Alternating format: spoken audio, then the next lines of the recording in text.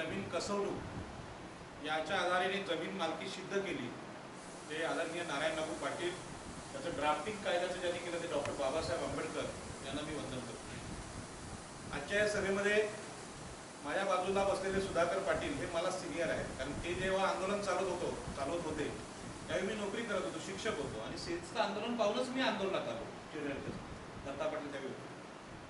आणि हे सगळेच जण मला सिनियर आहेत, जीवन भाई असतील, इथले सरपंच असतील, ते अगोदरपासून काम करत आहेत। परंतु आपल्या मागच्या लोकांनी जे केलेलं काम आहे त्याचा नीट अभ्यास करून जे काही सुचलं त्याचे काही प्रयोग मी काही ठिकाणी केले आणि हे प्रयोग यशस्वी झाले। आणि म्हणून इथे सिनियर वकील बसलेले आहेत, त्यांचं मला नाव येत नाही, परंतु त्यांनी जे सांगितलं की अगोदर केलेले प्रस्ताव आहेत त्याचं काय झालं, तर मी ते प्रस्ताव रायगड जिल्हाधिकारी आणि भूमी अभिलेखमध्ये अभ्यासले। त्या प्रस्तावामध्ये आम्हाला गावठाण मिळावं अशा प्रकारचे अर्ज आहेत, पण नकाशे नाहीत। म्हणजे जमिनीची कुठली मागणी करताना नकाशासहित करावी लागते। म्हणजे घर असेल तर ते किती बाय किती आहे, जमीन आहे त्याचं क्षेत्र किती आहे, त्याचा गडबुक नकाशा, या सगळ्या सहित करावं लागतं। आपल्या फक्त मागणी होत्या, तर त्यामुळे ते विहित नमुन्यात नसल्यामुळे कायद्याच्या भाषेत त्याच्यावर विचार केला गेला नाही। आणि म्हणून मी पहिल्यांदा जिल्हाधिकारी आणि यांना भूमी अभिलेखला भेटलो, त्यांना विचारलं की महाराष्ट्रामध्ये गावठाण विस्तार कायदा जरी असला तरी नवी मुंबई, मुंबई, ठाणे, पालघर इथे प्रश्न असा आहे, विस्ताराला जागा नाही आहे, तर झालेला विस्तार वाचवणं हा मुद्दा आहे। त्याच्यामुळे गावठाण विस्तार हा शब्द कायदा आम्ही स्वतःचा जीव वाचवण्यासाठी इथे वापरतो। विलासराव देशमुख असतील किंवा शरद पवार असतील यांच्या दृष्टीने तो महत्वाचा नाही, कारण त्यांच्याकडे प्रचंड जमिनी आहे, भूसंपादन चालू आहे, ते रायगडमध्ये चालू आहे। अशा परिस्थितीमध्ये आम्ही काय केलं पाहिजे हा माझा अनुभव, आता खरं म्हणजे पहिली सभा झाली, मी तुम्हाला सांगणं गरजेचं आहे। 2016-17 मध्ये मुंबईतले 200 कोळीवाडे आणि गावठाणे जे आगरी, कोळी, मराठी, भंडारी या जातींचे आहेत ते गलिच्छ वस्त्या म्हणजे SRA आहेत असं शासनाने जाहीर केलं, ते पण विधानसभेत। त्या जाहीर करण्यामध्ये विधानसभेतले सत्ताधारी आणि विरोधी पक्ष यांनी ऑब्जेक्शन घेतलं नाही।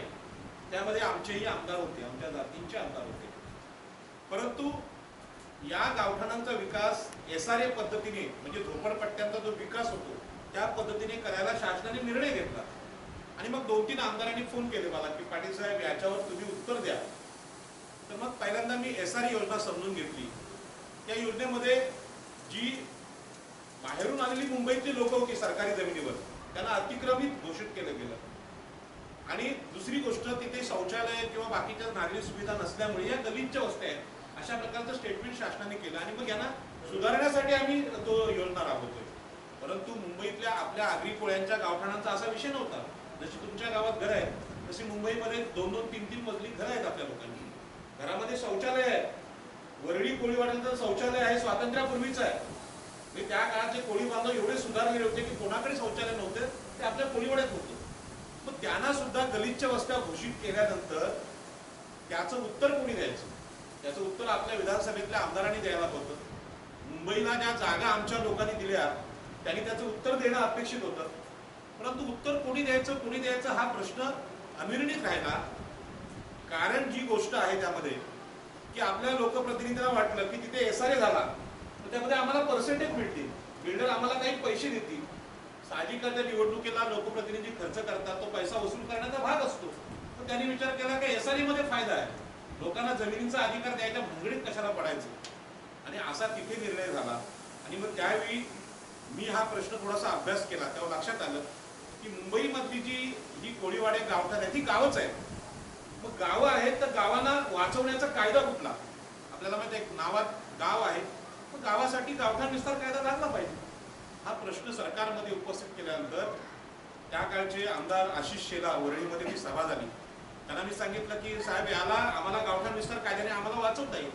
पण मुंबईमध्ये ग्रामपंचायतच नव्हती, आपल्याला माहिती आहे मुंबई महापालिका इंग्रजांनी स्थापन केली, ग्रामपंचायत कायदा येण्याच्या अगोदर स्थापन केली। मग तिथे गावठाण विस्तार कायदा कसा लावायचा, त्यांनी सांगितलं की सरकारमधून आणि वेगवेगळ्या बिल्डरकडून याला विरोध होईल, होऊ दे विरोध, आमच्या ग्रामसभेचा गावाचा गाव कमिटीचा निर्णय आहे की आम्हाला गावठाण विस्तार कायदाच पाहिजे आणि जमीन हक्क पाहिजे। तर जमीन हक्काचा लढा रायगड जिल्ह्यात पूर्ण कायद्याचा झालेला आहे। आणि आम्ही त्याचं ड्राफ्टिंग केलं, सरकारला दिलं. सरकारचे महसूल मंत्री चंद्रकांतदादा पाटील यांनी त्याच्यावर चर्चा केली आणि मग मुंबईच्या गावठाणांचा अधिकार गावठाण विस्तार कायद्याने मिळाला पाहिजे अशा प्रकारचं ते ड्राफ्टिंग करून दिल्यानंतर विधानसभेत त्यावर चर्चा झाली आणि त्या चर्चामध्ये सीमांकन झालं पाहिजे. गावठाण विस्तार कायद्यामध्ये असा एक काय हे आहे, भाग आहे जमिनी हक्कांचा की जे मूळ गावठाण आहे त्याच्यापासून वाढलेली जी जागा आहे, घरं आहेत, ते विस्तारित गावठाण आहे आणि त्यांचं सीमांकन झालं पाहिजे. मुंबईमध्ये कोळीवाड्याच्या बाजूला जमीन नाही, उपलब्धच नाही, त्यामुळे तिथे आपल्या डोक्यात काय बसलंय की नवीन जागा घेऊन गावठाण विस्तार करायचा. नवीन जागाच नाही तिथे. आता आपला प्रश्न आहे की मूळ गावठाण 10%, विस्तारित गावठाण 90%, जे वाढलेली घरं आहेत ती अधिकृत करा. विस्ताराचा मुद्दा नाही, तो झालेला विस्तार आहे तो अधिकृत करा. आणि अशा प्रकारचा सीमांकनाचा निर्णय शासनाने घेतला. सीमांकनाचे आदेश निघाले सरकारी, गावाबाहेर नोटीस लागली, पण गावातल्या लोकांना सीमांकन कसं करायचं हेच माहीत नसल्यामुळे जे अधिकारी येतात भूमी अभिलेखचे ते विस्तारित गावठाण मोजत नाही, ते मूळ गावठाणच मोजतात. नवी मुंबईमध्ये सुद्धा आमदार मंदाताई म्हात्रे यांनी अशा प्रकारचा निर्णय आला की आम्ही तुम्हाला प्रॉपर्टी कार्ड देतो, पण प्रॉपर्टी कार्ड मूळ गावठाणामध्ये देताय तुम्ही, वाढलेल्या घरांना जरा द्यायची. हा जो विषय आहे हा विषय कसा मंजूर करायचा, म्हणजे सिडको क्षेत्रामध्ये असा झाला विषय की 90% गावठाण हे सातबारे सिडकोच्या नावावर झाले आणि आपली घरं त्या जमिनीवर आहेत. सिडकोने हे भूसंपादन चुकीच्या पद्धतीने केलं. भूसंपादन करत असताना जीवनभाईंची जमीन घ्यायची असेल त्या जमिनीवर जाऊन पंचनामा करायचा असतो. जीवनभाई तुमची झाडं किती आहेत, कंदाची किती आहेत, भेंडीची किती आहेत, विहीर आहे का, याची पंचनामे झाले पाहिजेत. यांनी जसं केलं नाही आणि ऑफिसमध्ये बसून सातबारा फक्त फिरवला आणि त्यामुळे वकील साहेबांना माहित आहे ग्राउंड रिपोर्ट तो असावा लागतो. त्याच्यामुळे आज सातबारे सिडकोच्या नावावर दिसतात 95 गावाचे, पण त्याच्यावर आपली घरं आहे. मग आपली घरं असताना केलेलं भूसंपादन हे बेकायदेशीर आहे, बरोबर सर? हे पूर्ण बेकायदेशीर आहे आणि त्याच्यामुळे ती आज घरं अनधिकृत ठरतात. आज सिडकोची नोटीस येते MRTP ऍक्टनी किंवा बाकीच्या कायद्याने. त्यावेळी मागच्या सभेत पण मी सांगितलं की गावांची रचना करत असताना हे जे नवीन नियम आहेत शहर रचनेचे, नगर रचनेचे, ते त्या काळात नव्हते. छत्रपती शिवाजी महाराजांचं मी उदाहरण दिलं की रायगड किल्ल्याचा दरवाजा आहे, त्या दरवाजामध्ये गाडी जाऊ नये, हत्ती जाऊ नये, अशा प्रकारची व्यवस्था केली. एखादा म्हणजे इथे रस्ता, हा रायगडचा दरवाजाच चुकीचा, हा पहिला तोडा, पण तो शत्रू आतमध्ये येऊ नये म्हणून बनवलेला आहे. तर हे जे नवीन शहराचे नियम आहेत ते गावांना लागू होऊ शकत नाही. त्या गावठाण विस्तार संदर्भात गोव्यामध्ये असा प्रश्न आला, गोव्यातली जी घरं आहेत फार जुने बंगले आहेत आणि मग तिथल्या लोकांनी सांगितलं की आग लागली तर या गावामध्ये अग्निशामक यंत्रणा जाऊ शकत नाही आणि म्हणून ही घरं पाडा आणि नवीन शहर करा असं तिथे सांगितलं. मुंबईत पण सांगितलं. गोव्यातल्या लोकांनी सांगितलं जर मोठी अग्निशमन गाडी जात नसेल तर आम्ही मोटरसायकलला सिलेंडर बसू आणि गल्लीतून आम्ही आमच्या घराची आग विझू, पण तुमच्या आग विझवण्यासाठी आमचं घर पाडा हे चुकीचं आहे. म्हणजे ढेकून झालं म्हणजे घराला आग लावा अशा प्रकारची मांडणी आता केली जाते. त्याचा मुख्य हेतू आहे गावाची जमीन घेणं. मुंबईच्या गावठाणामध्ये आपण गावठाण विस्तार कायद्याने सीमांकनाचा शासकीय निर्णय घेतला, परंतु त्यातला धोका मला माहित होता की हे मूळ गावठाण इंग्रजांनी केलेला नकाशा आहे, त्यानंतर आपल्या लोकांनी नकाशाच नाही केला. तो नकाशा घेतील आणि मग 90% गावठाण अनधिकृत करेल आणि मग जमीन हक्कांचा जो कुळ कायदा आपल्याकडे झाला त्या कुळ कायद्यामध्ये कुळांनी सांगायचं असतं की जमीन मी कसतो. न्यायालयात जेव्हा निर्णय जातो कुळ आणि सावकार यांच्या विरोधात, तेव्हा सावकाराला प्रश्न विचारतात न्यायमूर्ती, साहेब तुमचं शेत आहे असं तुम्ही म्हणताय 2 एकर, तर शेताच्या बांधावर कुठली झाडं आहेत सांगा. तर सावकार कधी शेतावरच गेलेला नव्हता, त्याच्यामुळे तो सांगू शकत नाही की बाबा आंब्याचं झाड आहे, चिंचेचं आहे, काय सफरचंदाचं. आता आपल्या खाली सफरचंद होत नाही सगळ्यांना माहित आहे, तर सावकार सफरचंद खातात. मग ह्या मुद्द्यावर सावकाराला त्याची माहिती सांगता येईल. कुळाला विचारलं शेतकऱ्याला, तो सांगतो की माझ्या ते भेंडीचं झाड आहे, खाडीमध्ये कंदाचं झाड होतं, नारळाचं झाड आहे. ही जी माहिती कुळांनी दिल्यानंतर त्यामध्ये साक्ष सरस ठरली शेतकऱ्याची म्हणजे कुळाची. चतुष्सीमाच्या मालकाने सांगितलं भोईर पाटील म्हात्रे हे आमचे शेजारी आहेत, आमचे ते काही दोषी आणि वैषम्य नाही.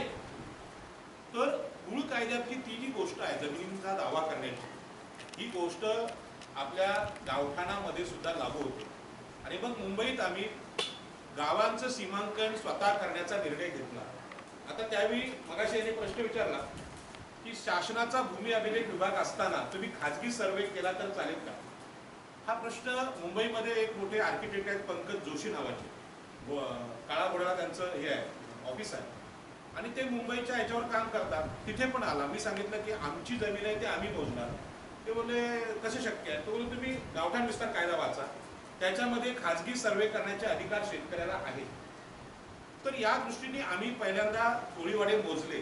ते कोळीवाडे मोजल्यानंतर जे आकडे आले, जुहू मोरा कोळीवाडा हा 143 एकर निघाला. तिथे गुंठ्याला 4 कोटी भाव आहे आणि तिथे नारायण राणेपासून सगळ्या मंत्र्यांचे, विलासराव देशमुखांचे बंगले आहेत. म्हणजे हे त्याचा काही संबंध नसलेल्या लोकांनी तिथे बंगले बांधले. मग आमच्या गावठाणाची जी जागा होती, मोकळी जागा विस्तारित, ती अगोदरच कोणीतरी वापरलेली. आणि हे जेव्हा आम्ही 143 एकर मोजले तेव्हा सरकारने मला प्रश्न केला. आशिष शेलारने टीका केली एका ठिकाणी त्याच्यावर. त्यांनी सांगितलं की आमचा भूमी अभिलेख विभाग आहे, तुम्ही सर्वे का करता? 70 वर्षात आमच्या विस्तारित गावठाणाला, घरांना तुम्ही कधी सर्वे केलात का? त्या गावात तलाठी येतो, तलाठ्यांनी सातबाऱ्यावर नोंद घेतली का? या शेतामध्ये घर आहे की मुगाची भाजी होते की कारल्याची भाजी होते याची नोंद घेतली का? पीक पाणी तरी घेतलं का?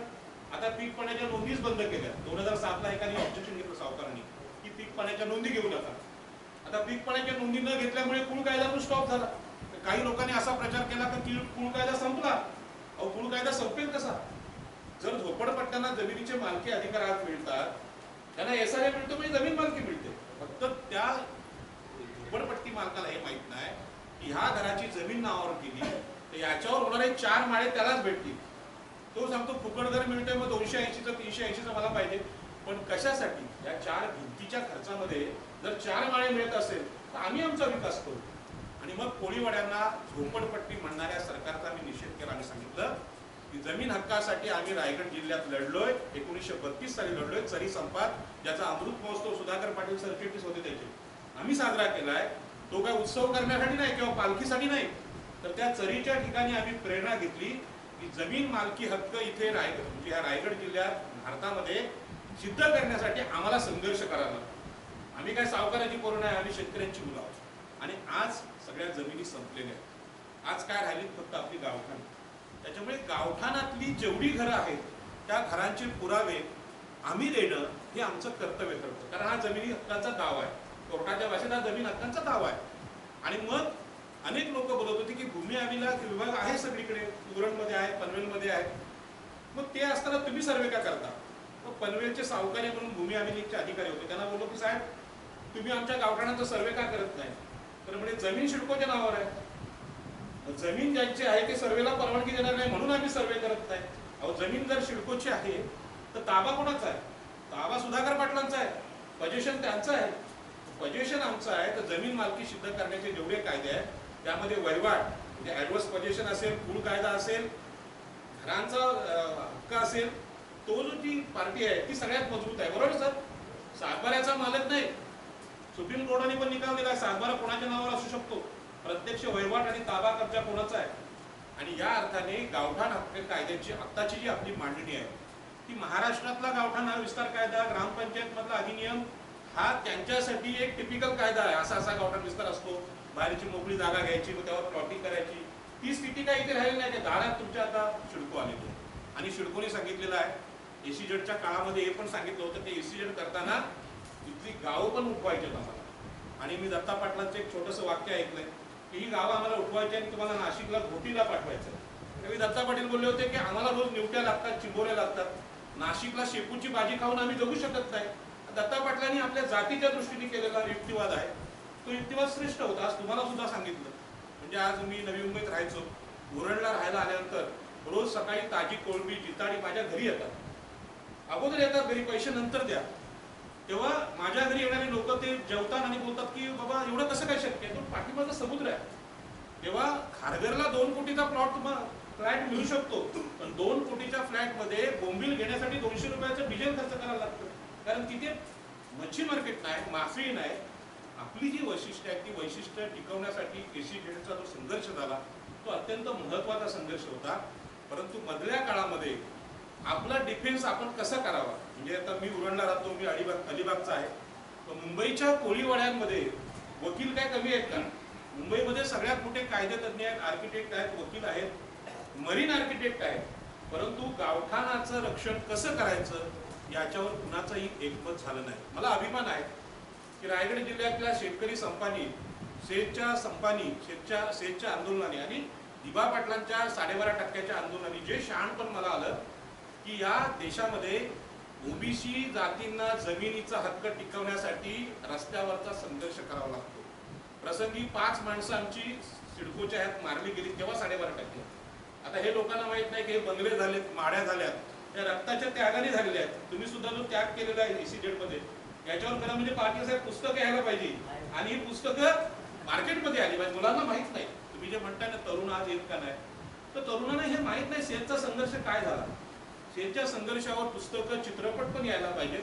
कारण तरुणांना जे दिसतं ते बघतात युट्यूबला, तेवढं समजतं, बाकीच्या गोष्टी समजत नाही. आणि म्हणून आता जे आपला विषय आहे, आपल्याकडे गावठाण विस्तार योजना ही सिडकोला गावामध्ये येण्यापासून थोपवण्यासाठी, आणि तुम्हाला सांगतो की सिडकोला ही गावं संपादित करणंच आहे. धुतुम ग्रामपंचायतीमध्ये सिडकोवाले आले आणि ते सांगितलं ही लॉजिस्टिक पार्कसाठी आम्हाला जागा पाहिजे. त्यांच्यासमोर पण प्रश्न आला की नोटीस आपल्याला कशी द्यायची.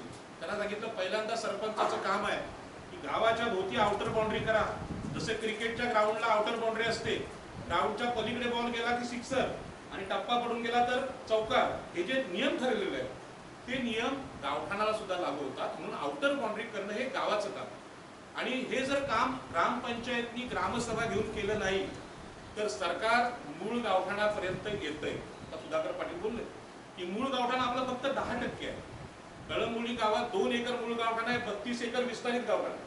तिथले SS पाटील जे हे होते अधिकारी, त्यांना सांगितलं तुम्हाला जर तोडायचं असेल तर 32 एकर तोडावं लागेल, 2 घरं तोडू नका. तेव्हा कसं काय, तर म्हणजे 2च एकर मूळ गावठाण इंग्रजांनी दिले, त्यानंतर आम्हाला गावठाणच कोणी दिलं.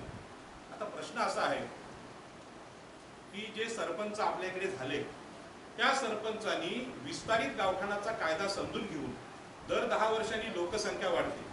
मगाशी जीवनभाईंचं भाषण लांबलं, पण त्या लांबलेल्या भाषणात एक सूत्र होतं की लोकसंख्या ह्या तालुक्याची 1 लाखापेक्षा जास्त असेल तर 4 आरोग्य केंद्र भेटतील.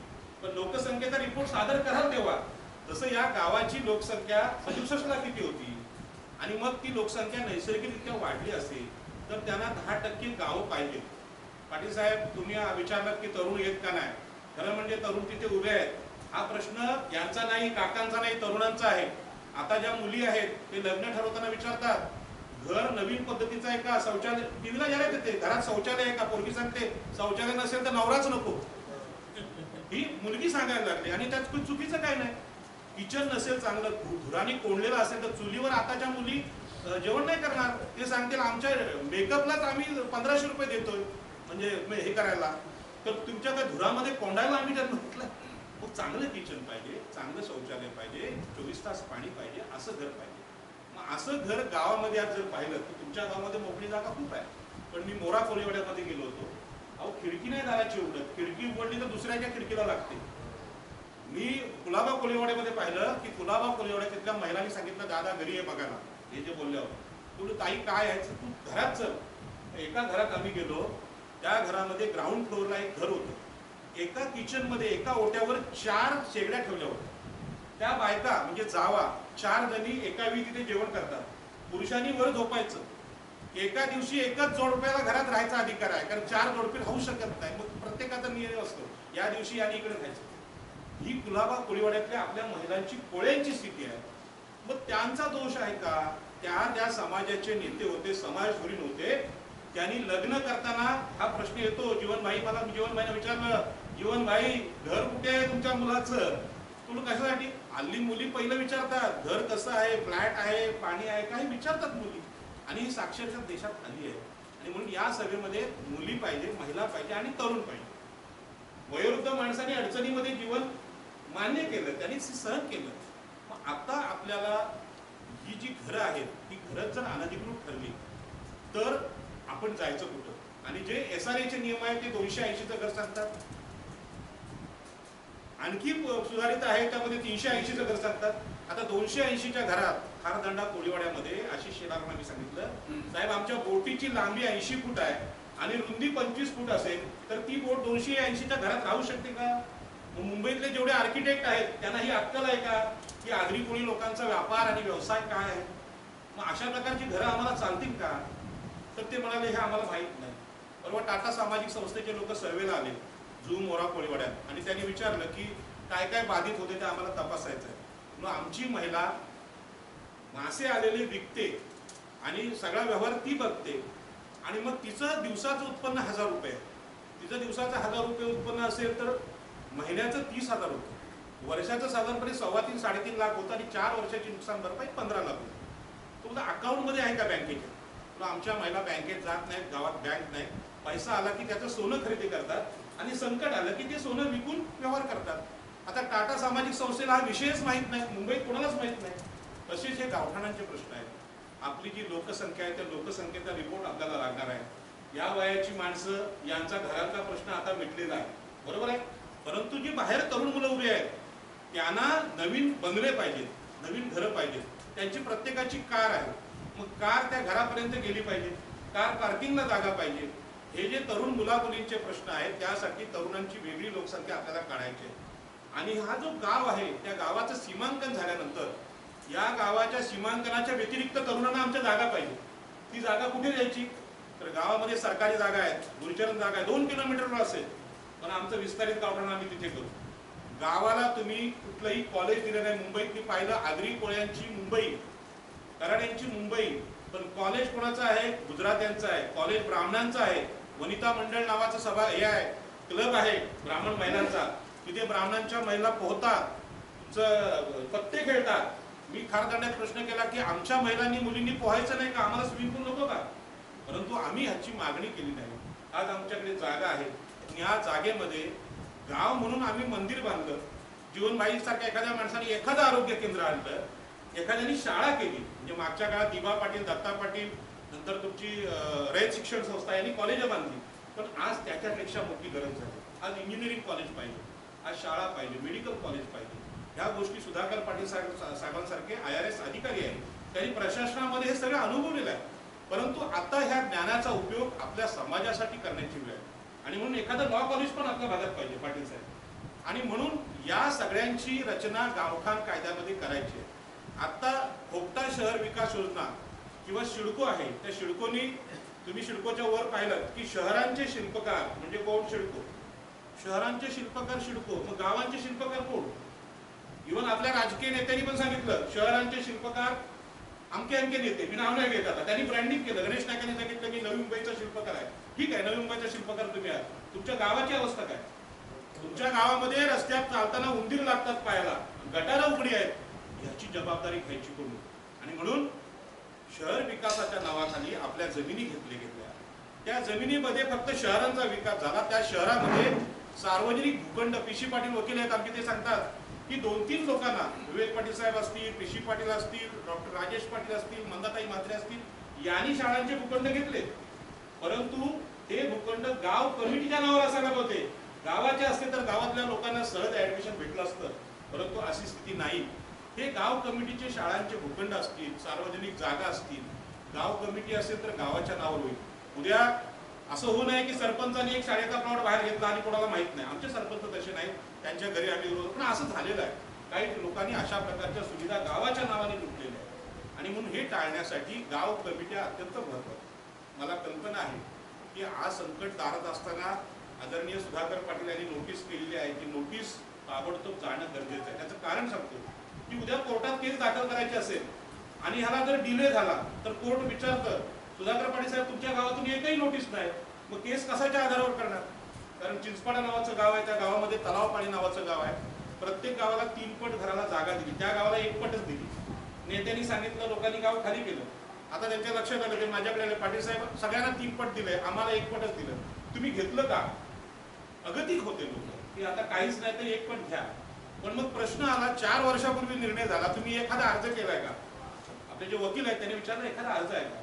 मी सांगितलं अशी अशी संघटना आहे शिवक्रांती नावाची, त्याने अर्ज केला असं, तो अर्ज आम्हाला भेटला. ते एका अर्जावरती केस उभी राहील.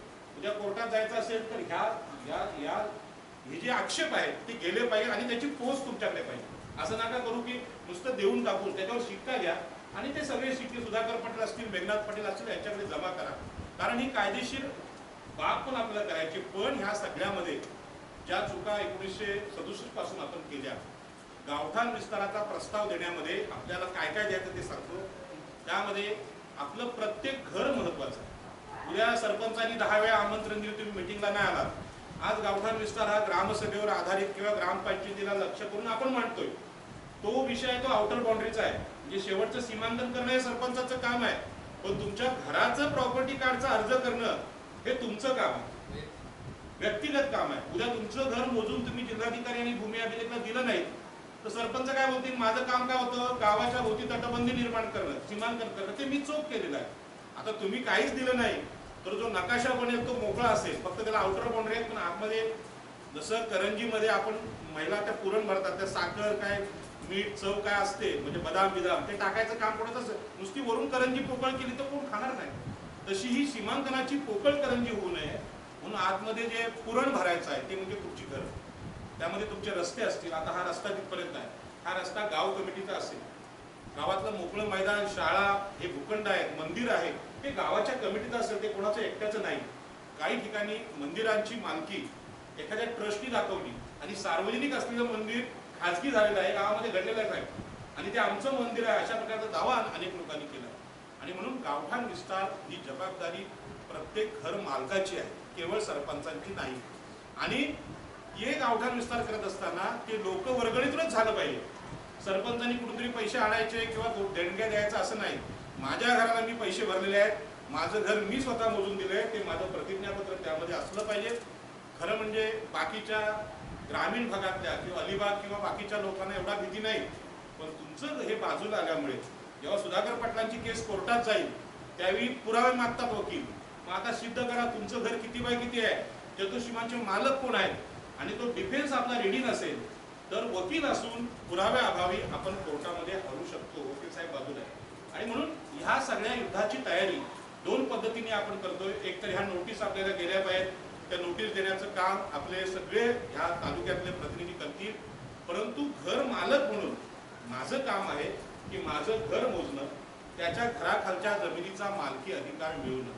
पुन्हा एकदा मी महिलांना सांगतो, खास करून या 3 महिला आलेत त्यांना मी धन्यवाद देईन.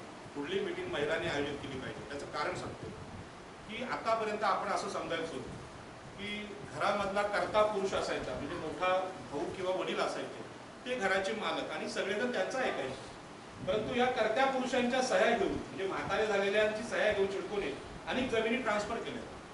म्हणजे पुलव्याला अशी घटना घडली की अर्धांगवायू आलेल्या शेतकऱ्याची सही बिल्डरनी घेतली, 4.5 कोटीचा भूखंड 3 लाख देऊन सही करून तो ट्रान्सफर केला. ती बिल्डिंग उभी राहिली तरी मुलांना माहीत नाही. या केस आपल्याकडे 6 केस आल्या.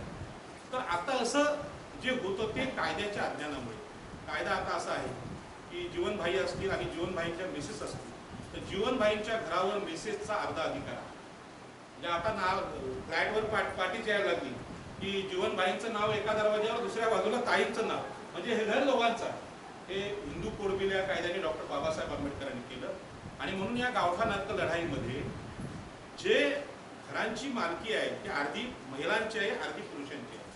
वडील असतील तर वडिलांची मुलगी आणि मुलगा यांना समान अधिकार आहे. हा जो नवीन कायदा आहे तो नवीन कायदा महिलांना सांगितल्याशिवाय त्या ह्या आंदोलनात येणार नाही.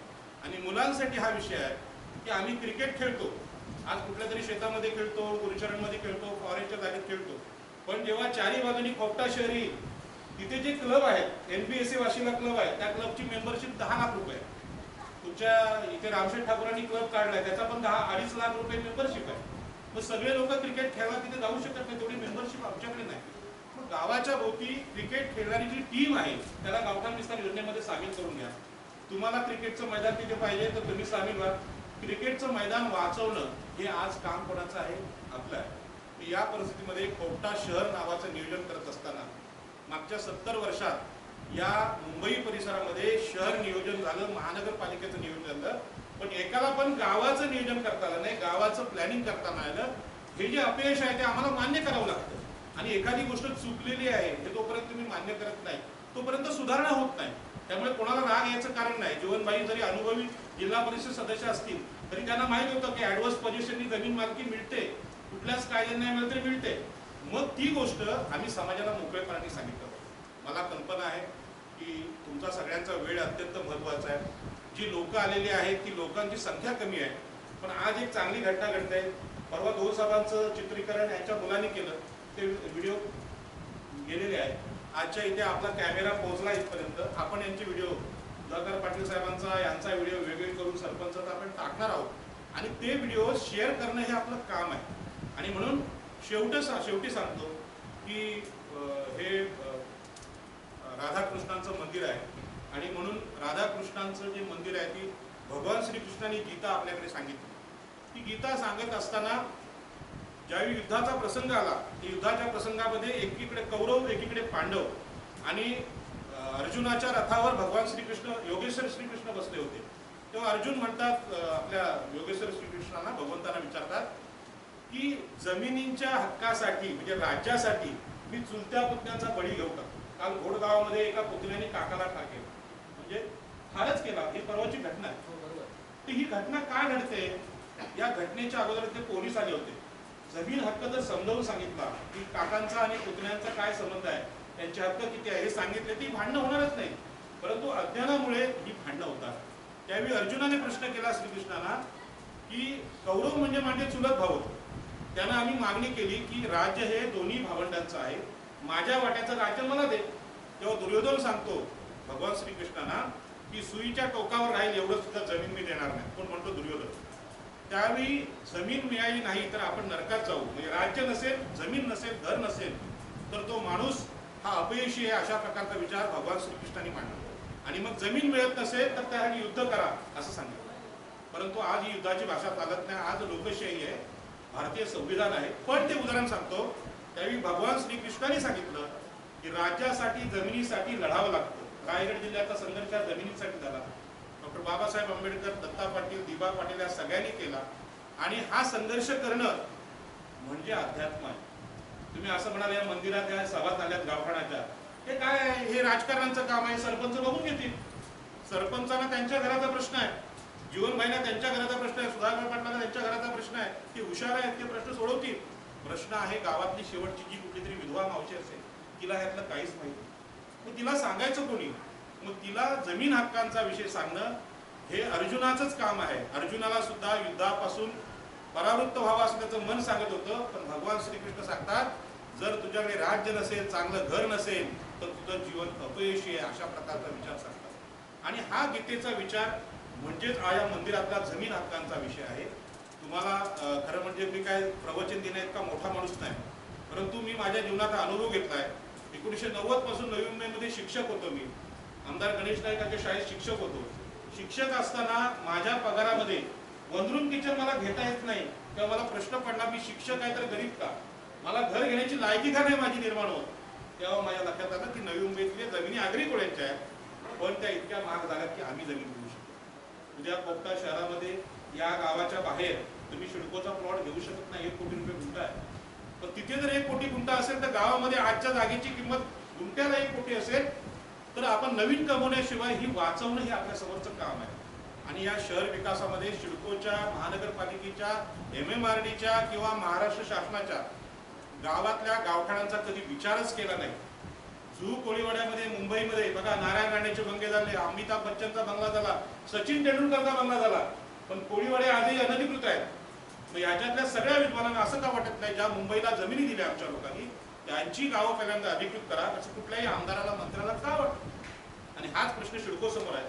शिडकोमध्ये आमचे अनेक हे झाले, अध्यक्ष झाले, संचालक झाले आमचे लोक, पण गावांची घरं अधिकृत करण्यासाठी खालची जमीन नावावर करावी लागते हे कोणी सांगितलं?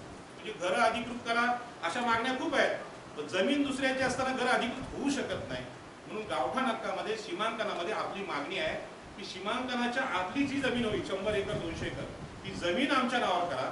ती जमीन नावावर करताना काकांचं घर आहे, ते घराची जमीन त्यांची असेल, पण रस्ते, मोकळ्या जागा, सार्वजनिक जागा हे गाव कमिटीच्या असतील. उद्या ही ग्रामपंचायत महानगरपालिकेमध्ये विलीन होऊ शकते आणि मग इथल्या स्मशानभूमीवर महानगरपालिका हक्क सांगेल. हे मंदिर सगळ्या नवी मुंबईचं सांगतील. त्यावेळी आम्ही सांगायला पाहिजे मंदिर आमच्या सारडे ग्रामस्थांचं आहे, तुमचा इथे संबंध नाही. आगरी कोळी भवन शिडकोली दिलेल्या नेरुळला, पण त्या आगरी कोळी भवनावर आज महानगरपालिका अधिकार सांगते. ते आगरी कोळी समाजाला भेटलं नाही, कारण आगरी कोळी समाज नावाची संघटना त्यावर दावाच करत नाही. आणि म्हणून हा दावा करणं हे मुंबईकडून मी शिकलो. आणि मुंबईकडून शिकल्यानंतर अनेक ठिकाणी हाच प्रश्न आला साहेब की आम्ही सीमांकन का करायचं, आम्ही पैसे खर्च का करायचे, आम्ही आमच्या जमिनी का मोजायचे? तुम्ही आता रिचार्जचं उदाहरण दिलात, त्या मंदिराला रंग मारण्याचा जो खर्च आहे त्या खर्चामध्ये मंदिराची जागा आहे ती नावावर होऊ शकते, त्या जागेची किंमत आज मार्केटमध्ये 5 कोटी आहे. 5 कोटीची जमिनीची मालकी होण्यासाठी 50,000 जर खर्च करण्याची आमची लायकी नसेल तर आम्ही जमिनीचे मालक होऊ शकत नाही. आम्ही कायम अनधिकृत अतिक्रमण आणि भाडोत्री राहणार, हा दोष आपला आहे. आणि म्हणून मुंबईच्या गावठाणांचा प्रश्न, त्यामध्ये झू मोरा कोळीवाड्याचा सीमांकित नकाशा जो आम्ही बनवून दिला होता तो शासनाने मंजूर केला, कारण आपला नकाशा त्यांनी तपासला, त्याचे पॉईंट बघितले आणि त्यात आम्ही घरं दिली होती, ही जागा आमची आहे. तो दावा भूमी अभिलेखने मान्य केला, कारण का तो आम्ही मोजून दिला होता, त्याला पंच कमिटी होती. किंबहुना त्या नकाशावर पंच कमिटीची नावं छापणार, या सरपंचांचं नाव असेल त्या नकाशावर की या सरपंचाच्या काळात हा नकाशा मंजूर झाला. तर अशा प्रकारचं एक काम आहे. तुम्ही हे कंटाळा असाल, पण एक सांगतो, आपण जरी या मंदिरात बसलो असतो तरी सगळ्या संतांनी सांगितलंय संसार करावा नेटका. आपलं घर जर उद्या अनधिकृत ठरत असेल तर ते वाचवणं आपलं एक काम आहे. आणि म्हणून तरुणांना मी सांगेन, तुम्ही सिडकोमध्ये 250 फुटांचा फ्लॅट घेतला आणि तुमच्या नावावर असेल तर तुम्हाला गाडीचं लोन आहे 5.5 लाखाच्या, ते 1 तासात मंजूर होतं. पण सारडे गावात कुठलंही घर घ्या आणि लोनला अर्ज करा, ते म्हणतील की गावातल्या घरावर लोन भेटत नाही. अरे आमचं एवढं जुनं घर आहे, मग लोन का नाही होत? लोन न होण्याचं कारण खालची जमीन आमच्या नावावर आहे. आणि जर ही तुम्ही नावावर केली तर आपल्याला आपलं घर बांधायला खर्च सुद्धा बँकेकडून मिळू शकतो. आपल्याला कोणाचं गुलाम व्हायची गरज नाही. झोपडपट्टीतल्या लोकांना हे माहीत नव्हतं. कायद्याचे तज्ज्ञ आहेत आणि जाणकार आहेत. रमाबाई आंबेडकर नगर नावाची एक मोठी वस्ती 156 एकरची घाटकोपरला आहे. बाबासाहेब आंबेडकरांचा तिथे पुतळा आहे. सगळ्यात मोठे संविधानाचे जाणकार डॉक्टर बाबासाहेब आंबेडकर ज्यांनी संविधान निर्माण केलं, तिथे बाबासाहेब आंबेडकरांवर रोज सभा होतात. पण बाबासाहेब आंबेडकरांनी सांगितला फूल कायदा कोणी सांगितला नाही. आज ती 156 एकर जमीन 4 एकर आणि 600 एकर होते. म्हणजे मुंबईमध्ये सगळ्यात मोठी वस्ती आंबेडकरी लोकांची. पण कायदा बाबासाहेबांनी सांगितलेला अनुभवात नसल्यामुळे कायदा फक्त बाबासाहेब आंबेडकरांनी एकट्याने नाही केला. कायदा हा नारायण नागू पाटील यांचा सगळ्यात मोठा सहभाग आहे. जसं एसटीजेड मध्ये ग्राउंडवरचं नेतृत्व आणि वर नेतृत्व ते कोळसे पाटील असतील, पी सावंत असतील, न्यायालयीन काम करतात. सुधाकर पाटील साहेबांनी ग्राउंडवर काम केले, जीवनभाईंनी ग्राउंडवर काम केले. लोकांना प्रबोधित करण्याचं गावोगावात जे काम करतात ते सुद्धा अत्यंत महत्वाचे आहे. आणि म्हणून नारायण नागू पाटील, आगरी समाज, कोळी समाज, भंडारी समाज हा जमीन हक्कांच्या लढ्यातला सगळ्यात मोठा समाज आहे.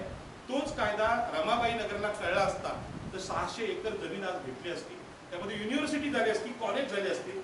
आज आम्ही दिवा पाटलांच्या नावाचा आग्रह होतो विमानतळात, पण विमानतळ हा अदानीला विकलेला आहे. जमीन आमची होती व जमिनाची विक्री झाली तेव्हा आमचे लोकप्रतिनिधी काय करत होते? जमीन जर आमच्या नावावर असती आज किंवा भाड्याने दिली असती, दिवा पाटलांचं नाव आपण ठराव घेऊन दिला असतं. पण अदानीला विमानतळ दिल्यानंतर तुमच्या नावाच्या अंतनाला अर्थ काय होता? तो त्यांच्याकडे गेला, हा विमानतळ विकला गेला. उद्या कोकटे शहराची सगळी जागा विकल्यानंतर तुम्ही बोला आमच्या सारडे गावाचं एखाद्या स्टेशनला नाव द्या, ते नाही ऐकणार. ते म्हणजे तुमचं काय अस्तित्व आहे? आणि म्हणून या सगळ्यामध्ये या सभेला उपस्थिती कमी असली त्याचं दुःख नाही मला प्रत्येक गावामध्ये ह्या सभा घ्यायच्या आहेत. आणि गावसभा ग्रामसभा याचा आग्रह यासाठी आहे की ग्रामसभेला संसदेने मान्यता दिलेली आहे. संसदेचा लोकसभेत जसा निर्णय असतो तसा ग्रामसभेचा ठराव जर गेला तर सिडको काय कोणीच भूसंपादन करू शकत नाही. या गावचे सरपंच आहेत, अत्यंत प्रामाणिक आहेत, मला त्यांचा अभिमान आहे. 2 वेळा त्यांनी सभा लावली. पण आज या सरपंचांना सिडकोकडून ऑफर येत आहेत की तुम्ही कशाला लोकांना ज्ञान शिकवता, तुम्ही या आमच्याकडे, तुम्हाला काय पाहिजे ते घ्या, कशाला लोकांना देताय. पण ते लोकांशी प्रामाणिक आहेत. जीवनभाई प्रामाणिक आहेत, हे दादा मनोजभाई प्रामाणिक आहेत, सुधाकर पाटील प्रामाणिक आहेत. त्या प्रामाणिक लोकांमुळे ह्या ग्रामसभा लागू शकतात. आणि हे ग्रामसभांचे ठराव जिल्हाधिकाऱ्यांकडे गेले तर जिल्हाधिकारी महसुली अधिकारी जमिनीचे मालक आहेत, सिडको नाही. सिडको ही व्यापारी संस्था आहे. आणि म्हणून या सगळ्या लढ्यामध्ये जिल्हाधिकारी, भूमी अभिलेख यांना जर पत्र गेली आणि जर तुमचं सीमांकन अगोदर गेलं तर त्या सीमांकनावर उरणचा सीमांकन अधिकारी येईल, भूमी अभिलेखचा ठप्पा मारेल आणि तुम्हाला मालकी देईल. आणि कोर्टामध्ये हा जो विषय आहे हा पेंदर गावाचा किरण पाटील ह्या एका इंग्लंड रिटर्न तरुणाने सक्सेस केला.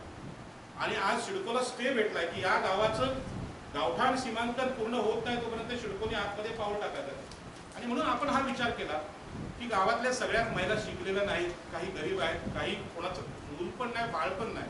जसं दिवा पाटलांनी 12.5% आंदोलन केलं आणि तो सगळ्यांना फायदा झाला, वकिलांना झाला, इंजिनियरला झाला, पण जे कधीच दिवा पाटलांचा चेहरा पण बघितलो त्यांना पण झाला. या गावातले असे काही लोक असतील त्यांना सुद्धा याचा फायदा व्हावा. आणि म्हणून गाव कमिटीने सक्षम होणं गरजेचं आहे. आणि प्रत्येकाने वर्गणी यासाठी द्यायची आहे की या गावामध्ये माझं घर आहे, मला प्रॉपर्टी कार्ड भेटलं पाहिजे. हे जर तुम्ही केलं नाही तर तुमचं कोरं घराचं सातबार आहे तो कलेक्टरकडे जाईल आणि मग असं होईल की तुमच्या घराखालची जागेची तुम्हाला गरज नाही आणि ती जागा सिडको संपादित होईल. हे टाळण्यासाठी सरपंच मला थोडंसं मार्गदर्शन आहे आणि ते आवश्यक आहे. आपण आता दवाखाना विस्तार या सगळ्या विषयावर आपण बोललेलो आहोत. हे सगळं व्हायलाच पाहिजे. कारण ते माझ्यासह आपल्या सर्वांनाच आता सरकारनं नोटिफिकेशन जाहीर केलेली आहे आणि आता आपली जी काही जमीन जी आहे 32 गावांची, ही 32 गावातली जमीन जी आहे ही अधिसूचित झालेली आहे. बरोबर. मोठ्या नवीन नगरसाठी. त्याच्यामुळे राजानंदजी मला असं वाटतं की आता आपण जर गावठाण विस्ताराचा जरी प्रस्ताव आता आपण पाठवला तर सरकार त्याच्याकडे बिलकुल लक्ष देणार नाही. त्यासाठी मात्र म्हणजे मला मार्गदर्शन त्याच्याकडे हवं आहे की आपल्याला जी लढाई जोरकस करायची आहे की हा मुद्दा लक्षात ठेवून आपल्याला लढाई आपल्याला. सर तुमचं म्हणणं 100% बरोबर आहे. सिडको अधिसूचित झाल्यानंतर गावं इकडे लक्ष देणार नाही, परंतु सिडकोचा इतिहास असा आहे, अधिसूचित असू दे किंवा नसू दे, सिडकोने दिबा पाटील साहेबांनी सांगितलं की आम्हाला आमचं अस्तित्व टिकवायचं आहे आणि म्हणून आंदोलन केलं कुठे तुमच्या दासईला. त्याला वसंतदादा पाटील मुख्यमंत्री, ते पण शेतकरी, आणि दिबा पाटील पण शेतकरी. आणि अशा परिस्थितीत सिडकोनी SRP घेऊन गोळ्या घातल्या आमच्या लोकांना.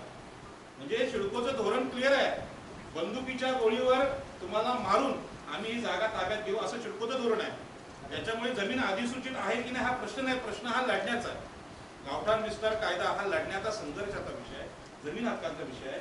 त्यावेळी जर दिबा पाटलावर गोळ्या घातल्या तर आपल्याला आता काही ते फुलं देणार नाही. आता प्रश्न तुम्हाला सांगतो की भारतीय संसदेने काही कायदे केलेले आहेत.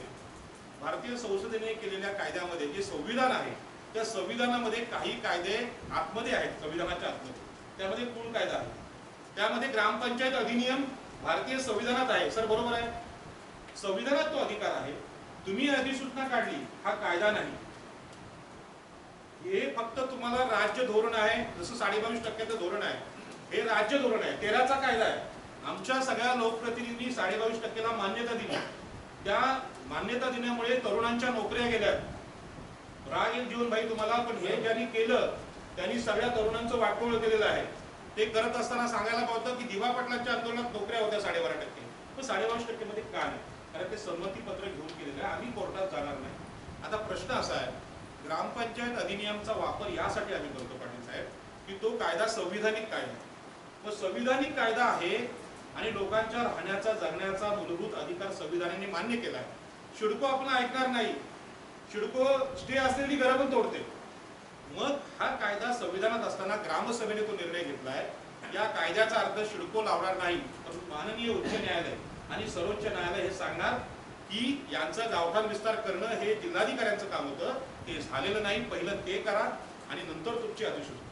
आणि अशा प्रकारचा अनुभव म्हणजे पेंदर गावाला घरं वगळण्याचा निर्णय राजपत्रात होता, तरी सिडकोनी नोटीस लावल्या आणि तिथल्या जिल्हाधिकाऱ्यांनी सांगितल्या, म्हणजे या काय तुमचं आता मेट्रो सेंटरनी या जमिनी आम्हाला पाहिजे.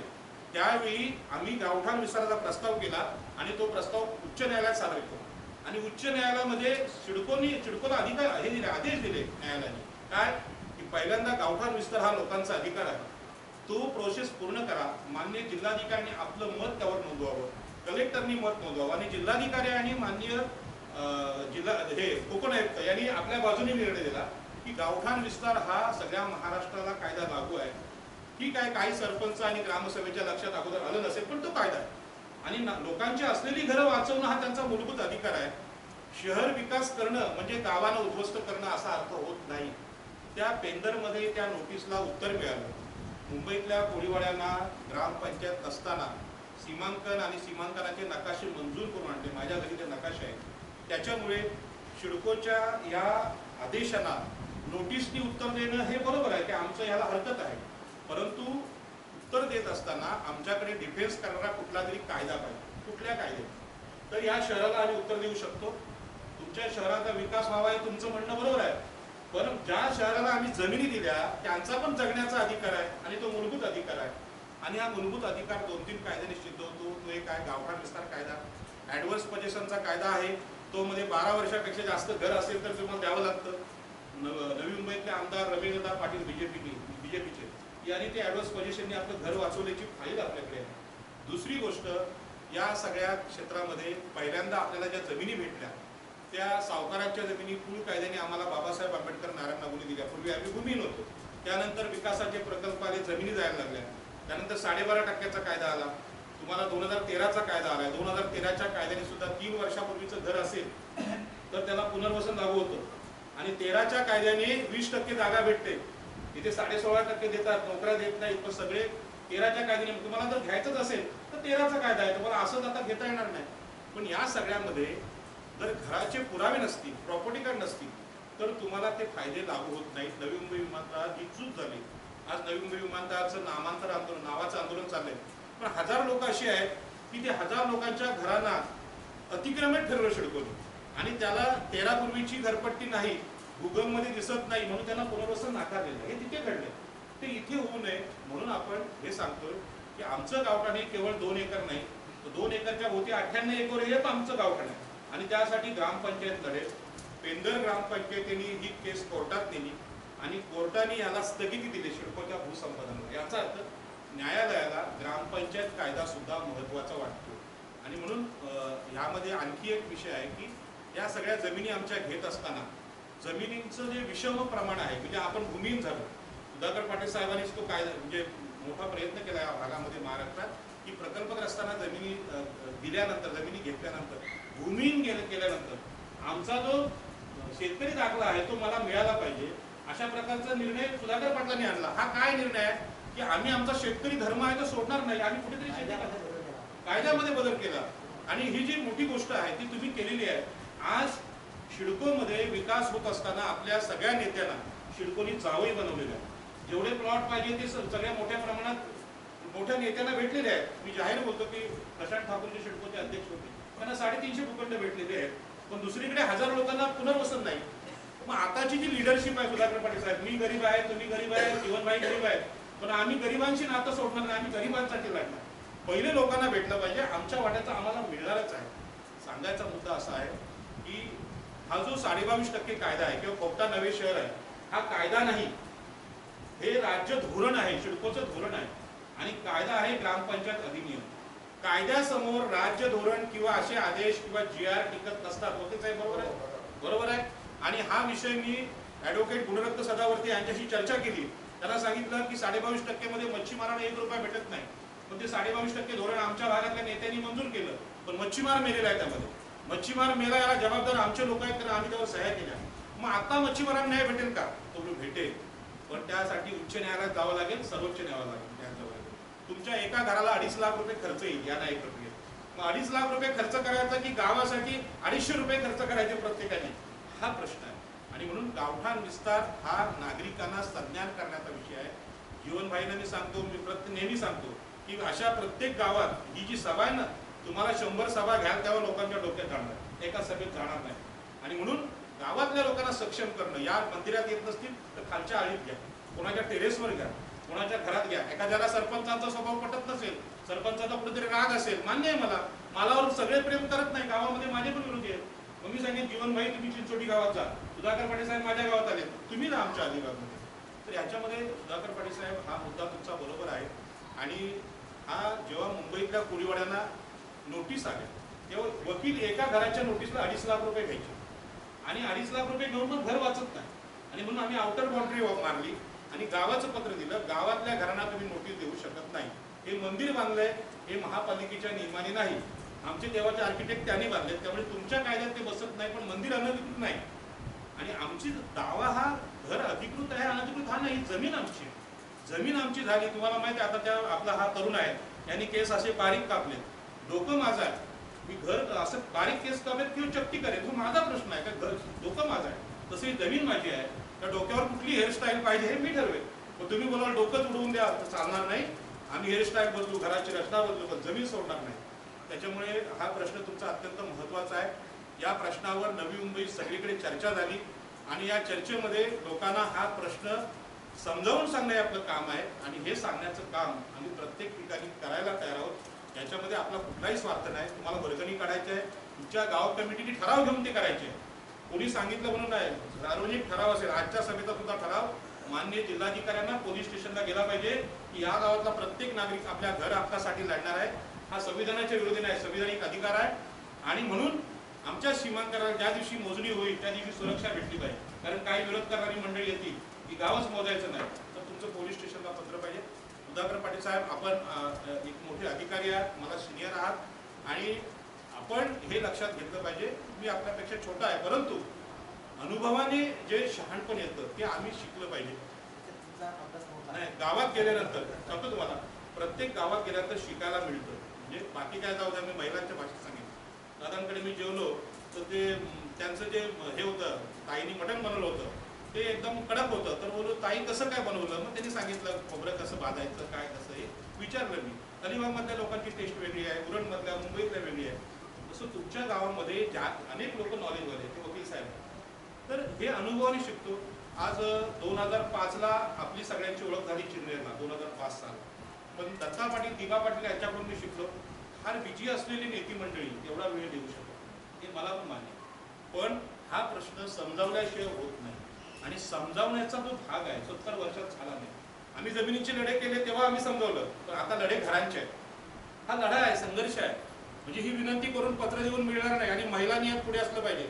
आज मुंबईतल्या महिला मच्छी मार्केटसाठी लढतात। आपल्या सगळ्या नेत्यांनी महिलांना काय सांगितलं, आम्ही पासपोर्ट देतो तुम्हाला, आय कार्ड देतो, कुठे मच्छी मार्केटमध्ये। 2000 वर्षापासून महिला पिढ्यानपिढ्याने मासे विकतात। मी सांगितलं या महिला जर जमिनीच्या मालक आहे तर त्यांच्याच घरात त्यांना ओळखपत्र देणार। उद्या ताई घरात गेली संध्याकाळी ओळखपत्र दाखवून आणि दादांना सांगितलं हे बघा माझं ओळखपत्र आहे, मी तुमची बायको आहे, चालेल का? हे ओळखपत्र लग्नातच भेटलं, मंगळसूत्र, मी मालक झाले या घराची। अशा प्रकारची मूर्खपणा आपले लोक करतायत। मुंबईच्या महिलांना ओळखपत्र देते तुम्ही, आम्ही मालक आहोत जागेचे। आणि म्हणून हा जमीन हक्काचा लढा मूळ कायद्यामध्ये जो लढला त्याचा आधुनिक रूप आहे। आणि मला सुधाकर पाटील साहेब अभिमान आहे, तुमच्या सगळ्यांकडे बघून तुम्ही एवढे मोठे अधिकारी असताना लोकांसाठी काम करत होता। न्यायमूर्ती कोळशे पाटील असतील, पी.बी. सावंत हे सर्वोच्च न्यायालयाचे न्यायमूर्ती, उरणच्या गावामध्ये येऊन ते लोक प्रबोधन करतात, ज्यांना एका नुसत्या मिटिंगची फी आम्ही 25,000 रुपये द्यायला पाहिजे। माझे मित्र घेतात होतील तेवढे, ते लोक गावातल्या लोकांना येऊन समजवतात। याचा अर्थ डॉक्टर बाबासाहेब आंबेडकर, नारायण नागू पाटील, दत्ता पाटील यांची परंपरा संपलेली नाही। असं कोणाला वाटत असेल ती संपली, तर संपलेली नाही। पुन्हा एकदा धन्यवाद। काय बोलायचं आहे का? मी जरा जास्त बोललो, पण हे बोलणं गरजेचं आहे, कारण यामध्ये महिला आणि तरुण हे मोठ्या संख्येने जर आले नाही तर ही योजना यशस्वी होणं अवघड आहे। एकट्या सरपंचाचं एक काम नाही। सुधाकर पाटील साहेब, याच्यावर आपल्या ज्या काही शंका असतील त्याची आपण चर्चा करू शकतो, पण ही गोष्ट जर सिद्ध झाली नसती मुंबईत तर मी नक्कीच हे सांगितले नसते, परंतु ही सिद्ध झालेली आहे, यशस्वी झालेली आहे। मुंबईतले सिनियर वकील मला विचारायचे ये गावठाण क्या होता है, ये हाईकोर्टातले वकील बोलायचे गावठाण क्या होता है। तुम्हारा यूपी में गांव है, अयोध्या में तुम्हारा गांव है, तुम्हारे इधर गावठाण है ना, तो हमारा भी मुंबई गांव है, हम मालिक है यहाँ के। पण आपण मालिक आहोत ते त्यांना पटत नाही, कारण ते उपरे ठरतात। मग ते बोलतात की आम्ही पण बाहेर आलो, तुम्ही पण बाहेरून आले। आम्ही बाहेरून आलो, आम्ही निवट्या खाणारे, चिंबोरी खाणारे, ह्या समुद्राचे सागरपुत्र, भूमिपुत्र आहोत। आणि म्हणून ही भूमिका कॅमेऱ्यासमोर मांडायला लागेल। पुन्हा एकदा माफी मागतो, जास्त बोललो, पण हा विषय तुम्ही समजून घ्या, एवढी माझी